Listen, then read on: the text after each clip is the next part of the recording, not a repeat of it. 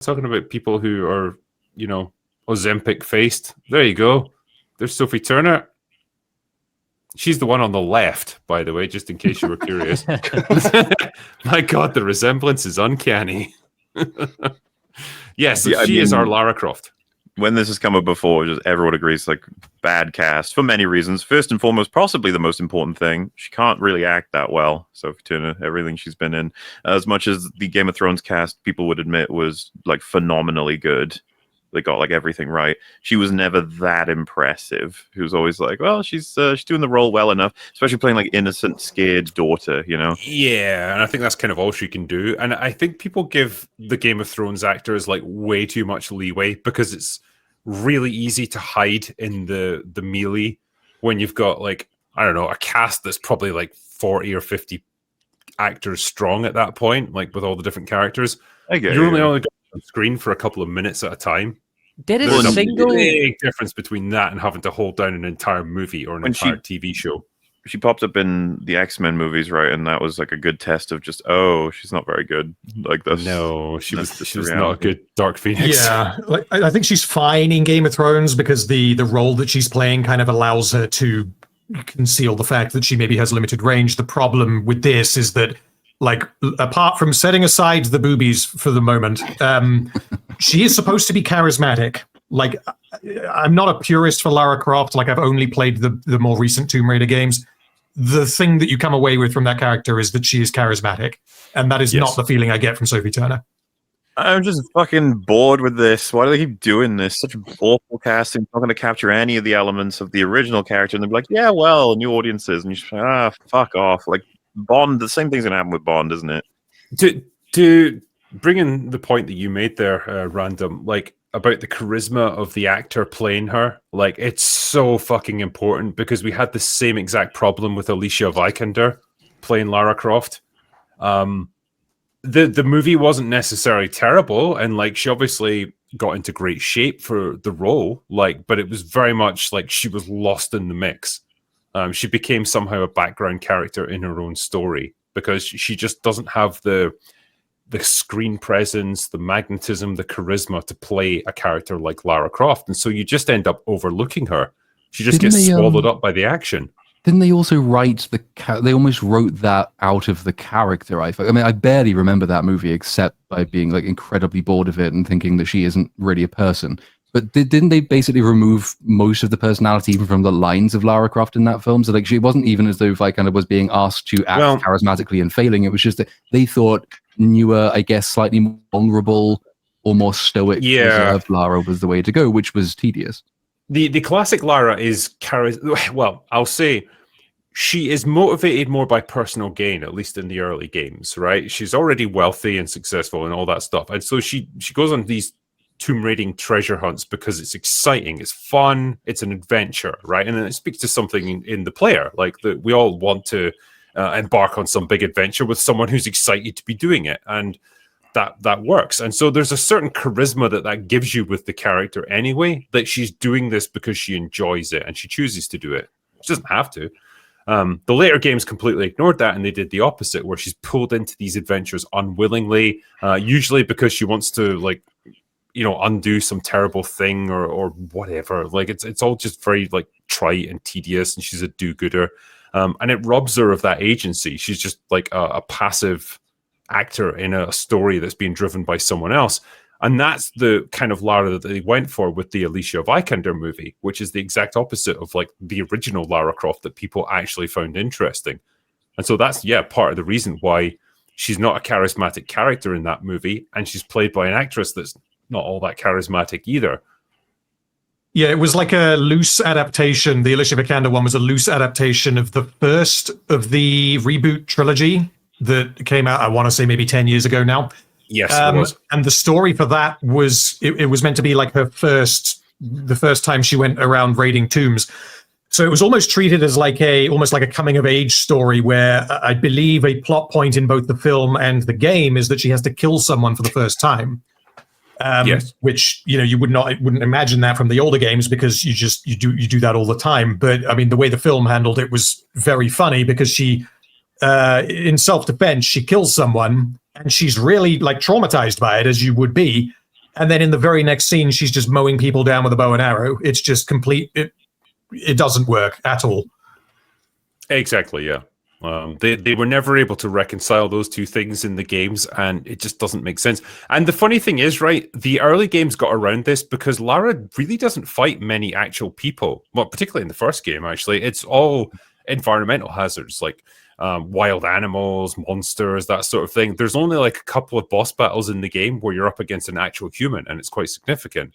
And again, that's a smart decision because then you don't have the moral problem of her like killing other human beings. In the repackaged version, the remade version of the games, it's all the enemies are fucking humans, and she's just taking them out like it's Saving Private Ryan or something. And then, yeah, like you say, she's meant to be like super upset because she has to kill one person, and then in the next scene she kills like a dozen of them, and it's fine. It doesn't work, and it's not what Lara Croft is. She's not a soldier.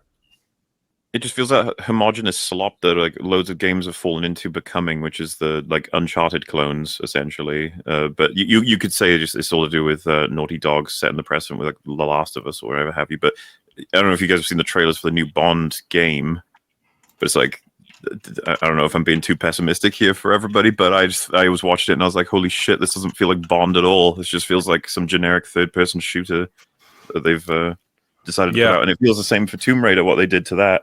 Tomb Raider had its own style. Tomb Raider was huge at one point. Tomb Raider's like I know. I lived through now. the 90s. I remember it, and it was great. I loved it. Yeah, it was one of the big like 4 game series at the time, basically. Well, yeah, because it captured that perfect combination of adventure, action, exploration, a really like interesting protagonist who happened to be really fucking hot, and so like they recognized, hey, most gamers are probably teenage boys. They'll appreciate that. And all of those things together, it was gold. It's a simple formula, but holy shit, it worked really well. And it's like, that's problematic now. And so we can't have that. And so you've essentially got this revamped version of Lara where they try to make her politically acceptable in today's climate, where she doesn't want to raid tombs anymore because that's colonialism. Even though they're in the fucking ground and they're just going to like, rot away and be destroyed. So, like, why not put them in a museum? But never mind, colonialism bad, everyone. Whatever. It was a white guilt simulator, basically. Pretty much, yeah. She fights white guys because they're the only enemy that you can kill and feel happy about, naturally. And she's apologizing for pretty much everything throughout the whole game. I'm sorry my father went to foreign countries and saved artifacts which, if they had ever been discovered by the people living on that land, they would have just ended up in a flea market and destroyed. Yes. What do you think happened to the pyramids of Giza? There's a reason, like, all the coatings, the outer, like, blocks have Napoleon, been stripped off them. Napoleon fired cannons at them, that bastard. That's the reason, yeah. I love that movie. Yeah, and so you've now got this version that's got a wet rag of a character played by a wet rag of an actress, written by Phoebe Waller-Bridge, who's somehow failing upwards in Hollywood. It's genuinely impressive. In fact, not even failing upwards, just not doing really anything, but somehow still moving up the rankings. I do not understand her career trajectory in the slightest. I do. Well, she doesn't appear on screen anymore. Now they've basically said get back into the writing room. So she didn't fail upwards on screen at least, but she had one big hit, and Hollywood thought, okay, that's a talented woman who can do it all herself, and so she just got airlifted into the higher echelons of Hollywood immediately, and that's it. If she'd been a man, she wouldn't have gotten anything like that. But the thing is, Fleabag was 2016, right? So we're talking almost a decade ago. That's a long time to go without producing anything of value. Yeah, it's very impressive. I think Amazon paid her $60 million contract, or I should say Jennifer Salke paid her $60 million. And for that $60 million, she's done a grand total of fuck all in 6 years. Mm-hmm. Yeah. What and yet not as bad as JJ. Since Fleabag would be, she's in Solo, right? That didn't go particularly well. And she's in and played a large part in ruining a character in Dial of Destiny, which also went terribly. And in both cases, though she wasn't the chief writer of those movies, she was like intimately involved in writing the characters that she was playing. So, and the fact that they are two of the most insufferable characters in each movie kind of suggests that maybe her shtick wore off a long time ago. Hollywood just hasn't noticed that yet. But it also sort of makes you wonder whether this new Lara Croft is going to be written essentially like Phoebe Waller-Bridge wrote herself in Dial of Destiny, just sort of standing outside the plot she's in, quipping occasionally about capitalism, and then no one remembers her after about a year, except insofar as she pissed them off. I mean, because there's two strands to it, I suppose. Like, as an actress, like, she... How can I describe it charitably?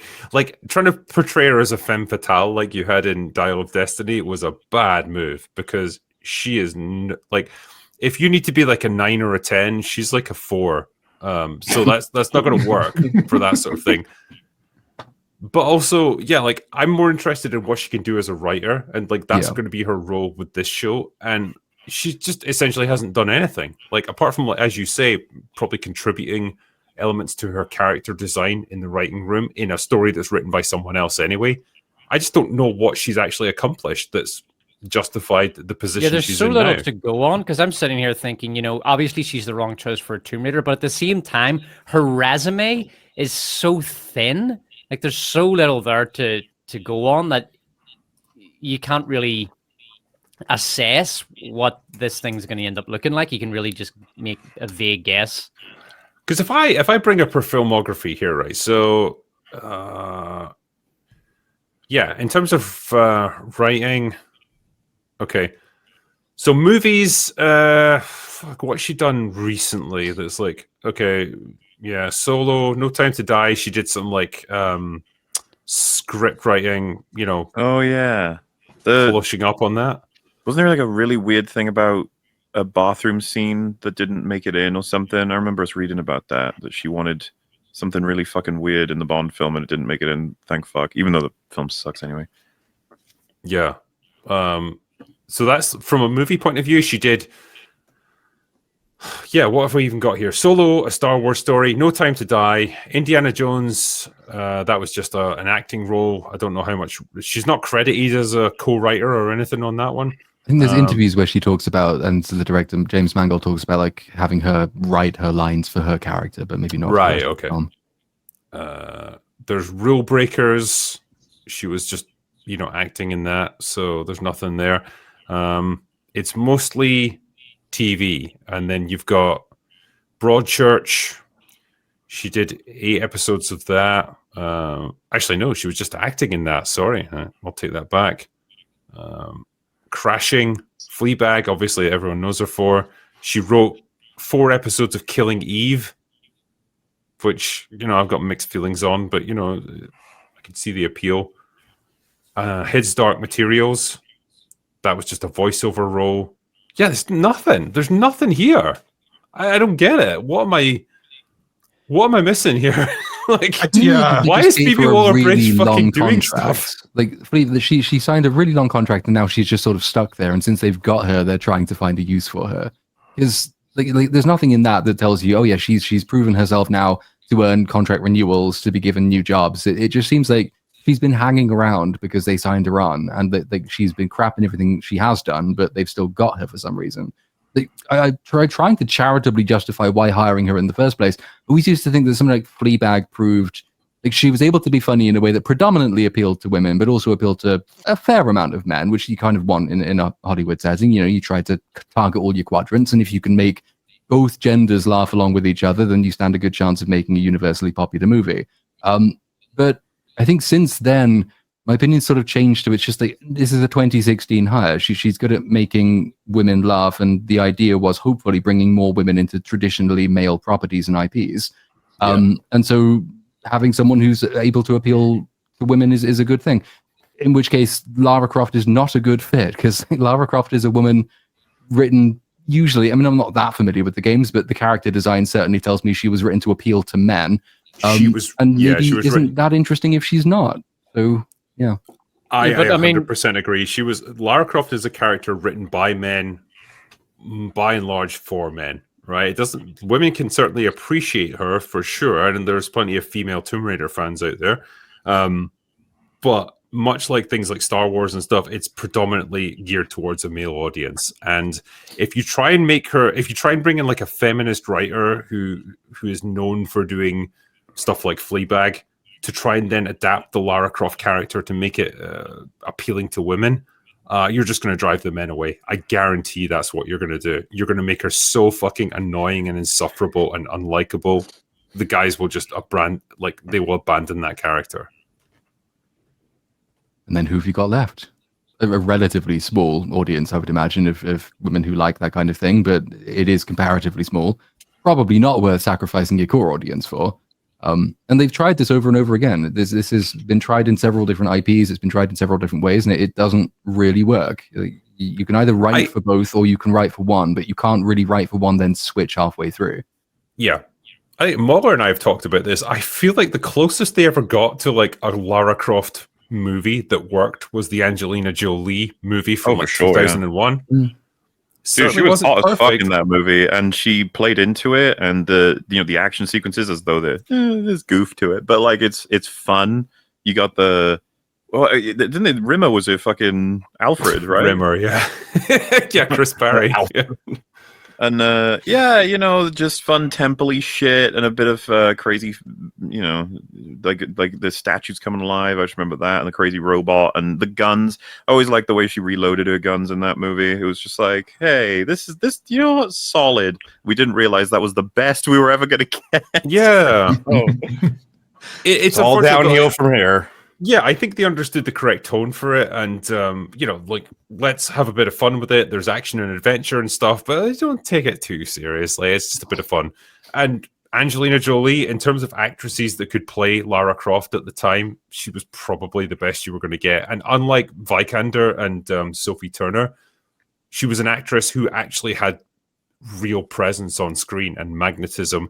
And charisma, and as Muller pointed out, yes, she was also hot as fuck, and she had big boobs, which made her just the perfect Lara Croft, really. And we've never come close to that again, and I don't think we're gonna.